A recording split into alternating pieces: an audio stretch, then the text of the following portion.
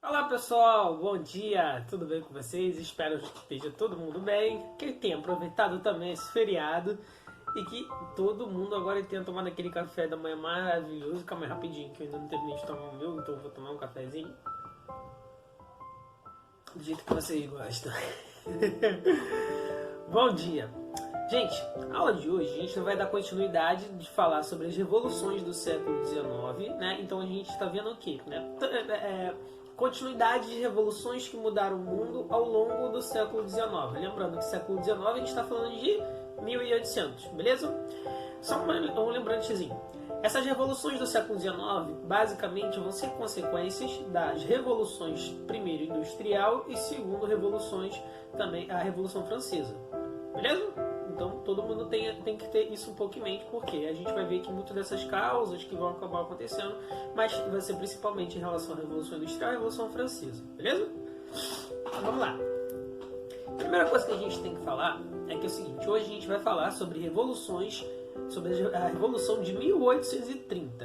Beleza? Todo mundo entendeu? Revolução de 1830. Então a gente está falando sobre esse período que vai ocorrer uma grande revolução. Mas como que a gente vai chegar nessa revolução? Bem, na última aula a gente viu que o que acabou acontecendo? A monarquia, né? A monarquia e a dinastia dos Bourbons na França voltou, retornou, né? Ela se restaurou ao longo do final justamente do período napoleônico e mesmo com o período ali do governo de 100 dias de Napoleão posteriormente, mas ela conseguiu se restaurar. Ela se restaurou principalmente por causa de um rei, né, o rei Luís XVIII, e ele conseguiu restaurar e reconstruir de certa forma uma monarquia constitucional. Ele viu que não dava mais para poder conseguir viver, né? Não dava para restaurar mais uma monarquia como o seu tio, o Luís XVI, né? Seu tio Luís XVI conseguiu lá, tinha ainda sua monarquia antes da Revolução Francesa, e ele viu que depois da Revolução Francesa não tinha mais como viver numa monarquia absolutista. Então tudo bem, aceitou viver numa monarquia constitucional, né? E ainda assim ele passou perseguindo justamente os bonapartistas que ainda existiam na França. Só que, a primeira coisa que a gente tem que ver é que o governo de Luís, ele vai de 1814 até 1824. Ele vai ser um dos reis desse período que vai conseguir terminar justamente a sua monarquia, né? E a gente vai ver que o Luís, ele vai morrer em 1824. Ele já tinha várias doenças, ele já tinha sofrido ele era obesinho, gordinho, né? Olha o Luizinho aqui, né? Ele era gordinho, era fofinho, né? Então assim, tinha diabetes, tinha gota, tinha... Parece que até aquela música do Dudu. Zé Meningite, já teve bronquite, leptospirose. Então era Luiz, já teve bronquite, leptospirose, sarampo, cachumba. Era tipo assim, né? E aí ele acabou falecendo. No lugar dele, em 1824, quem vai assumir vai ser o irmão dele, o Luís X, o Carlos X, beleza? O Carlos X, ele vai ser um rei diferente do Luís, né? Que tem umas características um pouco mais de boa.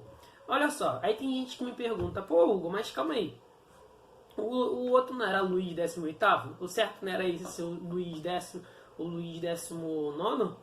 Sim, só que como você, e aí eu vou explicar uma coisa pra vocês. Quando você se torna rei, você pode escolher um nome, né, de rei pra você. Você ganha um novo nome, né? Então, cara, antes, por exemplo, meu nome normal é Hugo. Quando o senhor me torna rei um dia, eu posso me chamar Luís Ferdinando XVI, certo? Porque eu posso adotar o nome de um rei, né? Ou de um rei do passado, ou criar simplesmente um novo nome, beleza? O que geralmente eles fazem é adotar nomes do passado, né? De reis do passado, para justamente aumentar a glória dele, né?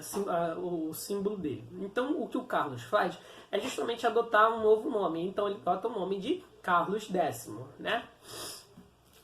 E aí, o que a gente mais importante tem que acabar entendendo? A gente tem que ver primeiro as diferenças entre o Luís XVIII e o Carlos X, beleza? Para a gente entender a diferença um pouquinho de cada um deles.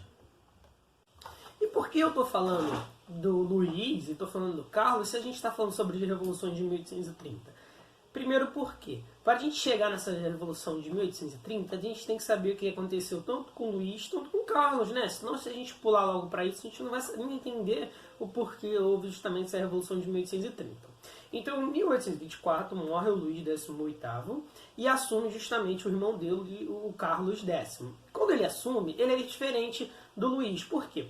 O Luís, ele vai ter apoio da burguesia, da alta burguesia, né? E aí ele tá, tudo bem, só vai caçar a galera bonapartista, que era mais revolucionária e tal, enquanto o resto da galera ele vai ficar lá de boa e vai, ó, tudo bem e tal, fica tranquilo e tal. Então ele era muito mais tranquilo e tal, né? A alta burguesia, quem é a alta burguesia? Eram grandes donos de empresas, grandes donos de lojas, pessoas que tinham dinheiro. E aí ele justamente ele era apoiado por essa galera porque ele gostava mais deles, beleza? Então, quando a gente fala do Luís, ele tem uma medida um pouco mais moderada. O Carlos não. O Carlos era... né? E o Carlos vai justamente... O Carlos justamente vai ser diferente, né? O Carlos, ele vai ser mais... vai querer começar a perseguir todo mundo. Porque ele meio que queria se tornar um rei de novo absoluto, né? Ele não concordava muito com o Luís, que era muito mais Maria Mole. O Luís era meio Maria Mole e tal, levava as coisas assim de boa. O Carlos não. O Carlos queria enfrentar logo tudo. Então, o Carlos começa a perseguir justamente, né?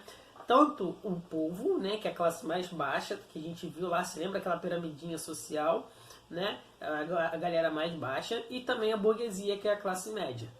Então ele começou a perseguir todo mundo, perseguia, até que uma hora, a gente vai ver ao longo desses 6 anos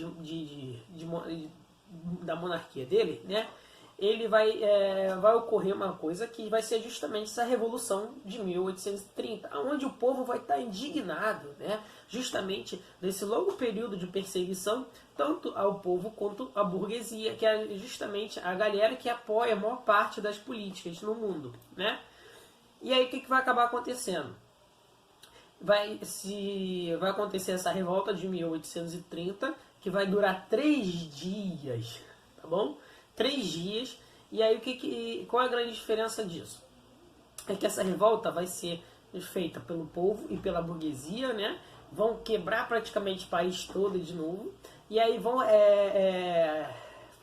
fazer com que o rei, né, saia do poder. Então o Carlos X, ele é destituído, então ele é tirado do poder e fala: ô Carlinhos, mete o pé, ó, meu irmão, não dá não, tá perseguindo todo mundo, você tá matando todo mundo, não dá certo não, a gente já aprendeu isso lá atrás, sabe?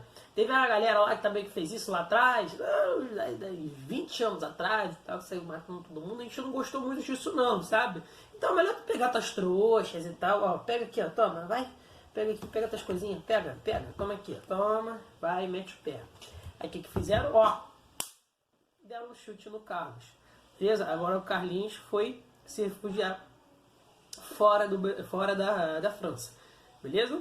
E aí com isso vai surgir justamente uma nova dinastia, né, na França, de uma monarquia francesa, de uma dinastia diferente. Mas o que é dinastia, né? Vamos lá, vamos entender um pouquinho o que é dinastia.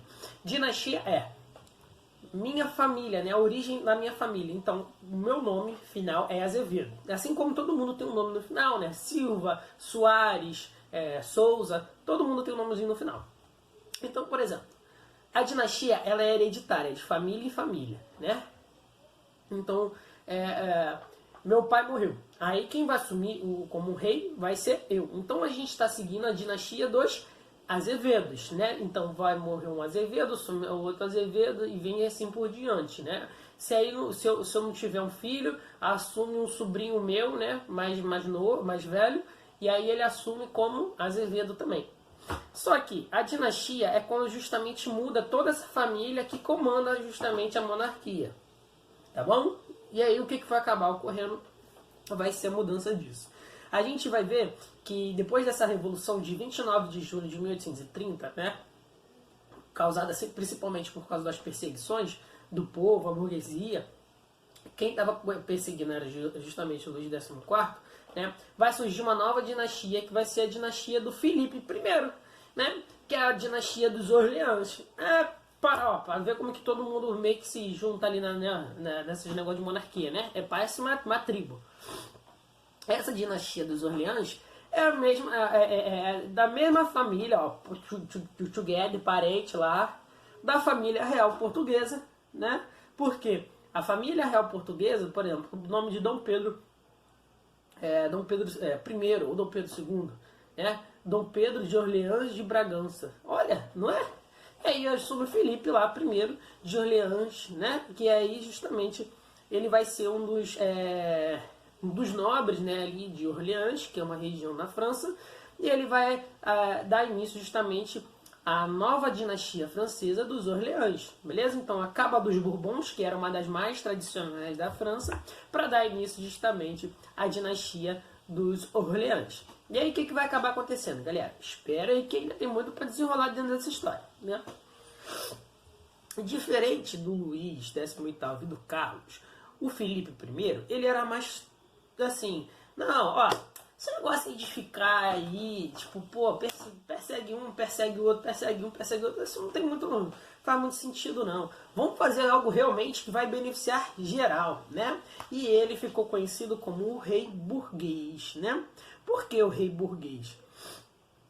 Ou então, porque ele era um rei que ele pensava na economia, ele pensava no dinheiro, não pensava nesses probleminhas de política aqui, política aqui. O pessoal era mais antigamente, assim, era todo fresco, né?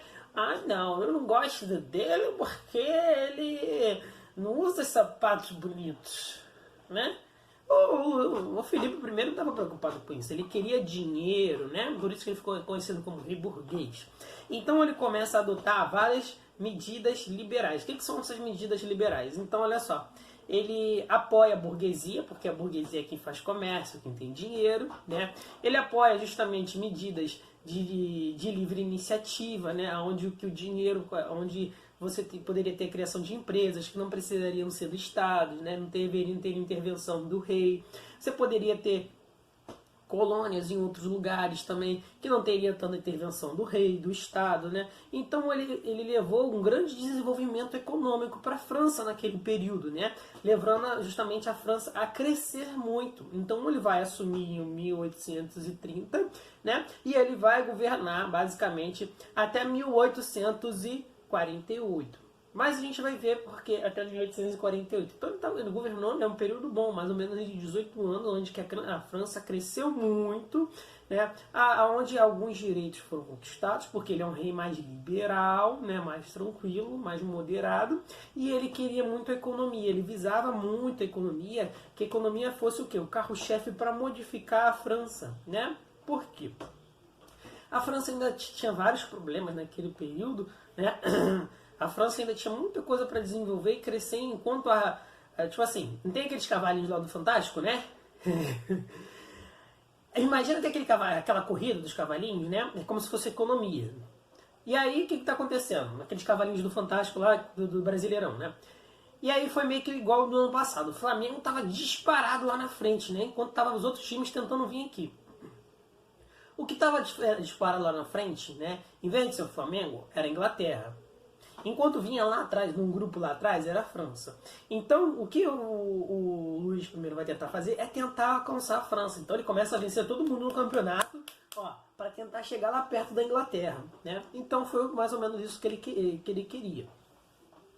Só que vai gerar um grande problema depois na França, porque a França vai ter um problema, né? Assim, eles têm uma grande população, tem gente pra caramba lá na França, né? Imagina o calçadão de Nova Iguaçu.